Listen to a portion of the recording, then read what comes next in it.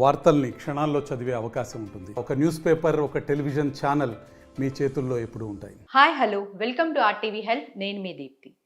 జనరల్గా మనం చిన్నపిల్లల్లో కానీ పెద్దవాళ్ళలో కానీ ఈ మధ్య కాలంలో చాలా ఎక్కువగా చూస్తున్న ప్రాబ్లం గ్రేయింగ్ ఆఫ్ హెయిర్. ఊరికే తెల్ల జుట్టు రావడం. చిన్నపిల్లల్లో అయితే అసలు లైక్ మరీ చిన్న పిల్లల్లో కూడా 7-8 ఇయర్స్ పిల్లల్లో కూడా ఎక్కువగా కనిపిస్తూ ఉంది ఈ ప్రాబ్లం. ఈ విషయాలన్నీ తెలియజేయడం కోసం మనతో పాటు ఉన్నారు doctor N Bhavana, consultant dermatologist. Hello doctor, how are you doing? I'm good.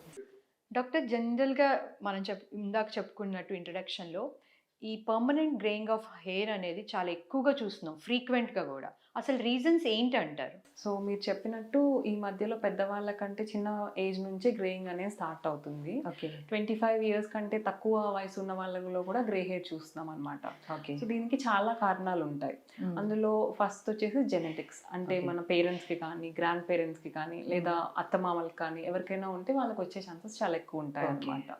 అది కాకుండా ఇంకా వేరే డిసీజెస్ లైక్ విటిలిగో అనేది ఒక డిసీజ్, అంటే బొల్లి అంటాం కదా తెలుగులో.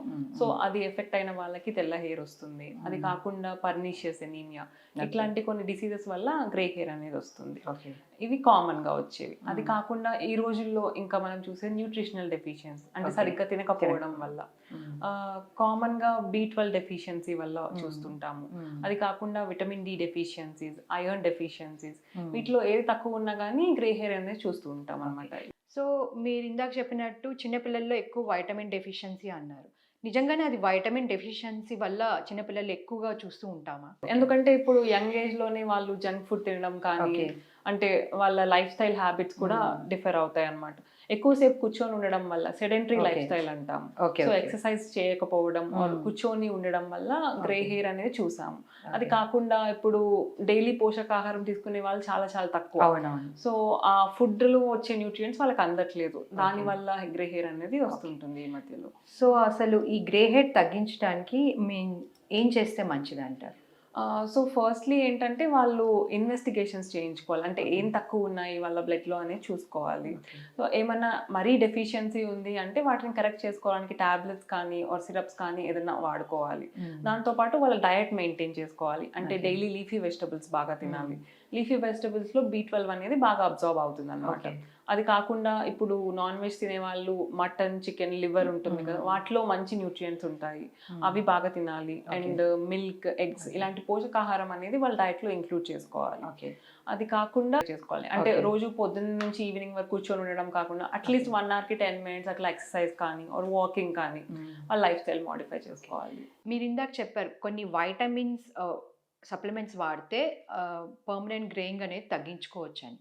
సో మరి పిల్లల్లో అట్లా వచ్చినప్పుడు అది రివర్స్ అవుతుందంటారా, లేకపోతే సేమ్ అట్లానే ఉండిపోతుందా? అంటే యూజువల్గా విటమిన్ డెఫిషియన్సీస్తో వచ్చేవి చాలా వరకు రివర్స్ అయిపోతాయి. కొంతమందికి ఈవెన్ దెన్ రివర్స్ అయ్యేది కొంచెం కష్టం అనమాట. అంటే వాళ్ళకి అదర్ ఫ్యాక్టర్స్ కూడా ఉంటాయి, లైక్ వాళ్ళ పేరెంట్స్ కూడా తొందరగా గ్రే హెయిర్ రావడం అట్లాంటివి ఉంటాయి.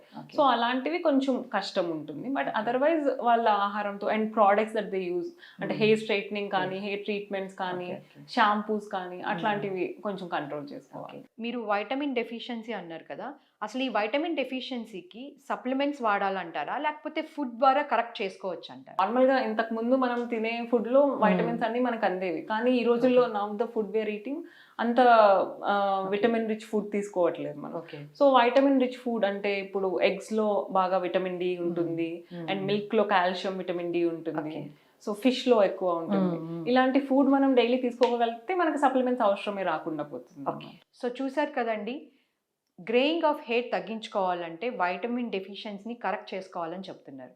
సో ఇది ఇవాల్టి మన ఎపిసోడ్. తిరిగి మరో ఎపిసోడ్తో మళ్ళీ కలుద్దాం. అంతవరకు కీప్ వాచింగ్ RTV. మరిన్ని వీడియోస్ కోసం ఛానల్ ని సబ్స్క్రైబ్ చేయండి. లేటెస్ట్ అప్డేట్స్ కోసం వాట్సాప్ ఛానల్ ని ఫాలో చేయండి. అండ్ లింక్ డిస్క్రిప్షన్ లో ఉంది.